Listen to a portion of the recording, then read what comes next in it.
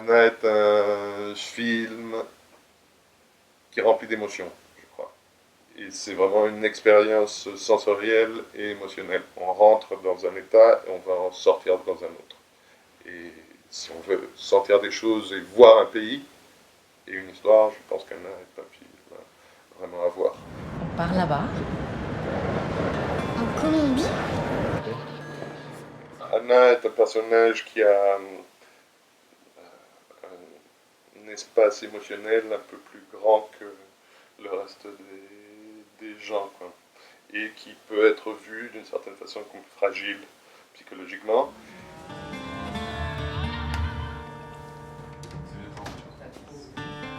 On va aller voir le juge. D'ici là, je vais garder Nathan. Oh la chica. Tout comme elle peut être sublime et belle et lumineuse, elle peut être obscure en même temps. Est-ce que ça vaut pas la peine de vivre cette obscurité pour voir un peu la lumière, le bonheur qu'elle a? Et c'était ce balancement que je voulais raconter dans ce film, et justement cette difficulté de vivre, d'être mère, malgré ce que tu peux ressentir, quoi. Et ce que je voulais, c'est que ce soit une famille qu'on vive tous comme une famille ou comme un groupe de potes dans une fête qui se déplace. Et c'est un peu ce qu'on a essayé de faire ce road movie où on était tous cette petite famille.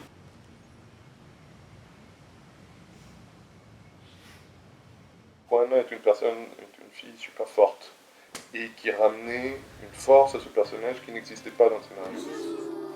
Et je crois que une des choses dont je suis le plus fier, c'est d'avoir pu faire ce film avec elle. Dale un beso a tu tío.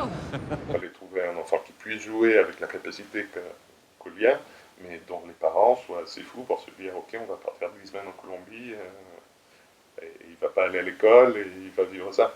Et ils ont eu l'intelligence et la générosité de le faire, et il est venu avec nous, et c'était assez génial de vivre ce voyage qu'en fait, je crois qu'on a vécu pendant le tournage.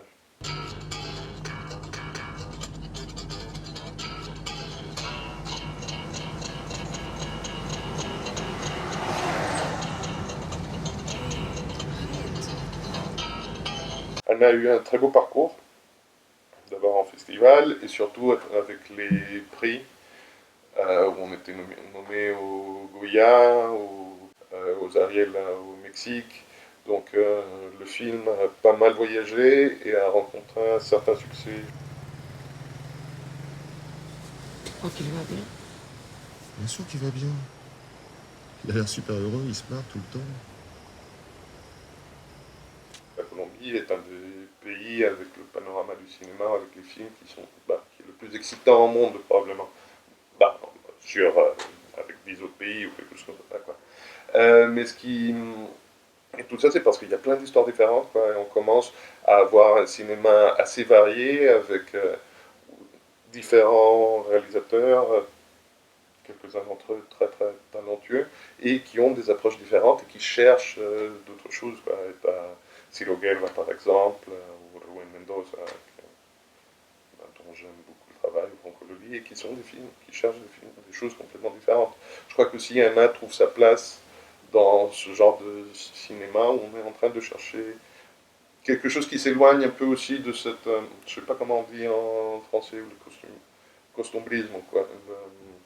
Cette espèce de mouvement où on voulait tout le temps se raconter comme colombien en se réduisant exclusivement à notre qualité de colombien. Je crois que ce qui est intéressant aujourd'hui, c'est qu'on commence à s'ouvrir, on commence à raconter d'autres choses, quoi.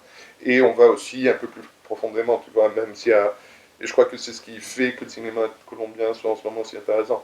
Quand tu as Laura de la Serpiente, où tu vas voir ces endroits qu'on n'est jamais allé filmer en Amazonie et de voir d'une autre façon, où tu as Gente Bien de Franco Loli, où tu es en train de regarder Bogota sous un autre angle, quoi. Et donc, bon, et avec Anna, moi ce que j'essayais de faire, c'était plus, j'aime bien définir le film comme une espèce de montagne russe émotionnelle, quoi. Hablé con Philippe. Está preocupado. Sé responsable, ya tienes un niño. Llama a la policía. Ya no Llámala, es lo mismo, llama a nada la que ver con la policía. policía. Le cinéma est un outil qui est très intéressant dans cette configuration et dans ce problèmes qu'on vit. Je suis convaincu qu'un des principaux problèmes de la Colombie, c'est qu'on ne se connaît pas et on n'est pas capable d'aller voir l'autre et écouter l'autre. Quand j'ai fait mon court-métrage Un juego de niños il y a quelques années, la première fois que je grandis dans le centre de Bogota. Et j'étais jamais allé à Ciudad Bolívar jusqu'à mes 18 ans. Quoi. Et la première fois que je suis allé, j'avais peur. Je suis vraiment allé dans les quartiers marginaux. J'étais mort de trouille. Et quand je discutais avec les gens là-bas, ils me disaient qu'ils étaient morts de trouille d'aller dans le centre de Bogota où j'avais grandi. Je disais, tu vois, on vit à 5 km de distance, mais on a peur les uns des autres parce qu'on ne se connaît pas. Et je crois que le cinéma est quelque chose qui nous permet d'aller voir l'autre, et d'écouter l'autre, et de se voir. Et si on commence à se connaître et à comprendre les problèmes des autres, et à s'écouter un peu plus, je crois que c'est là où on va commencer à trouver des solutions, tous ensemble. On va peut-être arrêter de réagir de la façon qu'on réagit chaque fois ou quand on a un problème, c'est la violence qui arrive, alors qu'on pourrait s'écouter un peu plus, et c'est là où le cinéma est